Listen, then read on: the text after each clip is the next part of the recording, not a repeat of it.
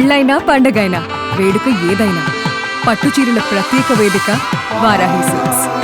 ఉదయం నుంచి సైలెంట్ గా అబ్జర్వ్ చేస్తున్నాను అధ్యక్ష.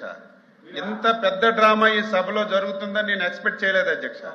ఈ రోజు వాళ్ళ పార్టీ గాని వాళ్ళ నాయకుల మనసు చూస్తుంటే దేవుళ్ళ మీద హిందువుల మీద పగబెట్టినట్టు కనిపిస్తుంది అధ్యక్ష. దొంగే దొంగ అన్నట్టుగా అధ్యక్ష, దొంగే దొంగ అన్నట్టుగా అధ్యక్ష. మేము దేని మీదైనా సరే చర్చించడానికి సిద్ధంగా ఉన్నాము. సంబంధం లేని ఇష్యూ అధ్యక్ష. అసలు సంబంధమే ఉంది.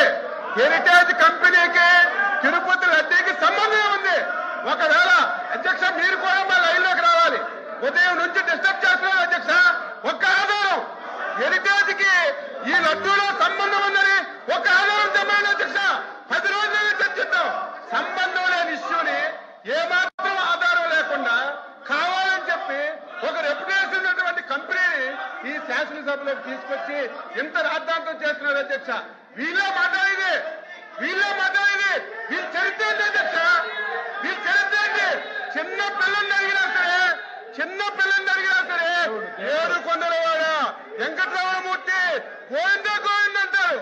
ఈయన గాని ఈయన తండ్రి గాని 2 కొండలు ఉన్నారు అధ్యక్ష. పవిత్రం దెబ్బతీస్తున్నారు. వీళ్ళే మాట్లాడేది.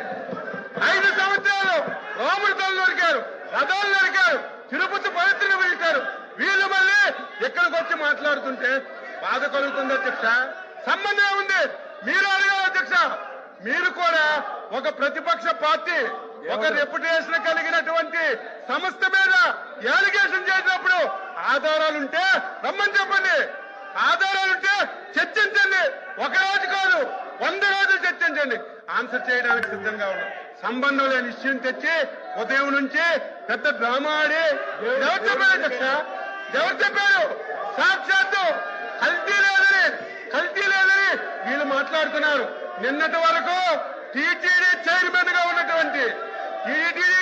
గా ఉన్నటువంటి గత ముఖ్యమంత్రి బాబాయే స్వయాన తిరుపతి తిరుమల లడ్డూలో కల్తీ జరిగిందని చైర్మన్ ఒప్పుకుంటే సిగ్గుపడాలి, లెంపలేసుకోవాలి. వీళ్ళు మాట్లాడుతున్నారు అధ్యక్ష. ఈ రోజు మీరు ఉన్నారు. హిందూ దేవాలయంకి వెళ్తే మీరు తిరుపతి వెళ్ళినా మీరు రాసిస్తారు. ఆ రోజు ముఖ్యమంత్రిగా తిరుపతి వెళ్ళి కనీసం డిక్లరేషన్ కూడా ఇవ్వకుండా హిందువుల మనోభావాలను దెబ్బతీసి ఈ రోజు మాట్లాడుతుంటే చాలా బాధ కలుగుతుంది. మీరు కూడా ఖండించాలి.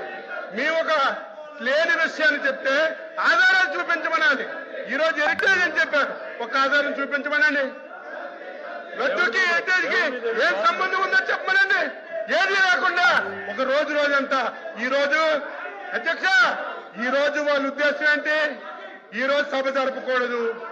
రేపు తెల్లవారి దొంగ పేపర్లో, సాక్షి పేపర్లో హెరిటేజ్ ఇష్యూ మీద శాసన మండలి స్తంభించిపోయిందని రాసుకోవడానికి డ్రామాలు ఆడుతున్నారు తప్ప ఇందులో వాస్తవం ఏదుందో చెప్పమని చెప్పి నేను తెలియజేస్తున్నాను. మీరు కూడా మా లైన్లోకి రావాలి. వాస్తవాలు అడగాలి. ఆధారాలు ఉంటే చూపించమనాలి.